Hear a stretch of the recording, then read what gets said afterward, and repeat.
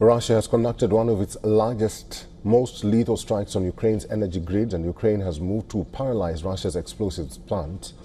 Our next report explores how Europe is on the edge of dealing with an energy crisis, with the war between the two enemies refusing to die down.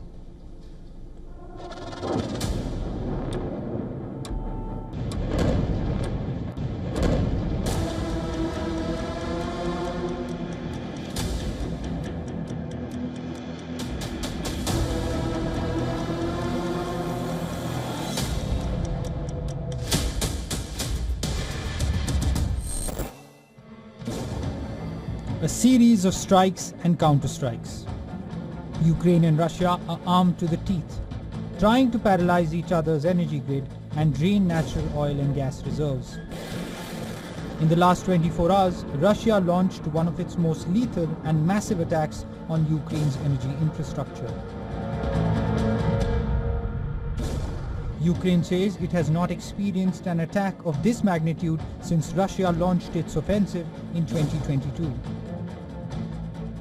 A wave of over 300 drones and missiles evaded US-made Patriot defense system, plunging millions into darkness in Ukraine.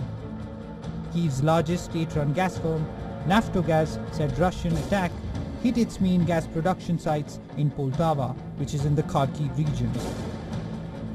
Russian Heldak Su-35 struck Ukrainian positions in its overnight attack.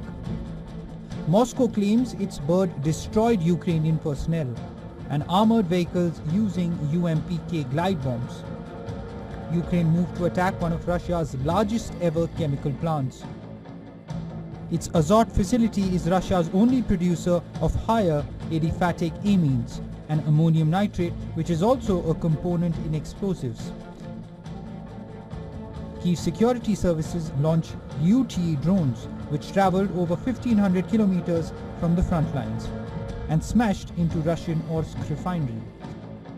As Ukraine awaits for US President Donald Trump's nod on its Tomahawk missiles, Russian President Vladimir Putin has warned that the delivery of long-range cruise missiles to Ukraine would translate into a dangerous escalation in the war and hurt Russia's equation with the US. Can Tomahawks harm us? They can. We'll be shooting them down and improving our air defense systems. Will this damage our relations with the US, which are now seeing some light at the end of the tunnel? Of course it will. But how could it be otherwise?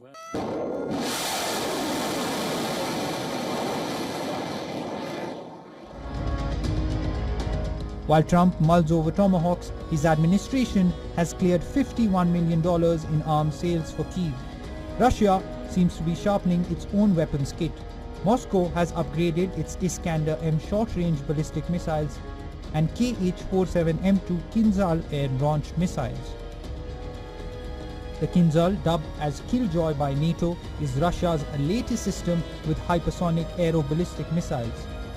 The Kinzhal missile features low radar signature and high maneuverability and is designed to strike ground and naval targets.